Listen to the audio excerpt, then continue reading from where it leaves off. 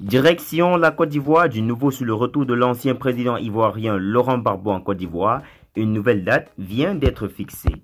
Alors pour plus de détails, après le générique. Avant de commencer, n'oubliez pas de vous abonner et d'activer la cloche de notification, car cela va vous permettre de ne plus manquer les prochaines vidéos.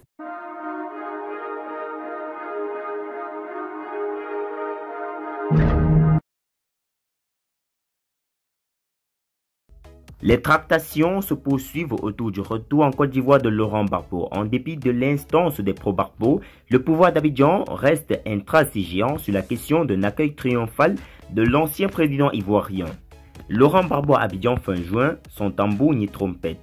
Laurent Gbagbo dispose de ses deux passeports ordinaires et diplomatiques. Alassane Ouattara a même déclaré que les deux personnalités ivoiriennes, Gbagbo et Charles Blé Goudé, acquittés par la Cour pénale internationale, peuvent rentrer en Côte d'Ivoire quand ils le souhaitent. Prenant soin d'annoncer le versement des indemnités de son prédécesseur conformément à son statut d'ancien chef d'État. Cependant, l'on constate quelques points d'achoppement concernant l'arrivée de l'opposant historique à Félix Houphouët-Boigny à Abidjan.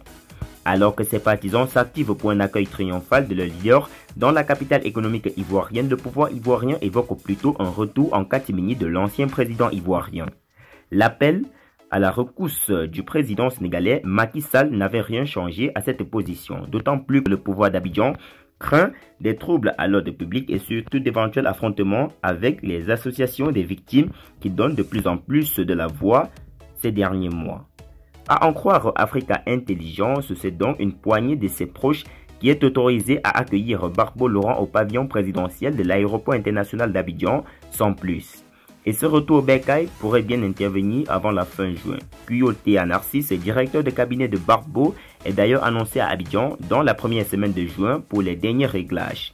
Le premier ministre Patrick Achi a à cet effet pris le relais de son prédécesseur Ahmed Bakayoko pour mener les discussions avec le camp Gbagbo. Seul Laurent Gbagbo, sa seconde épouse Nadiani Bamba, plus connue sous le nom de Nadi Bamba, et leur fils David Al-Reis Gbagbo pourront prendre part, tous frais payés par l'État ivoirien, à ses premiers voyages. Charles Blé Goudé, l'ancien leader de la galaxie patriotique, devra quant à lui attendre jusqu'à quand? Bien malin, qui pourrait faire le juste pronostic.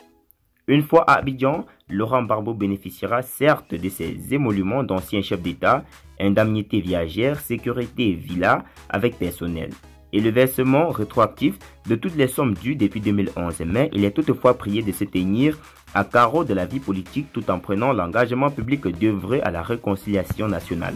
Sa condamnation à 20 ans d'emprisonnement dans l'affaire du cas de la BCAO constituant une épée de Damoclès qui pourrait être levée ou non selon l'appréciation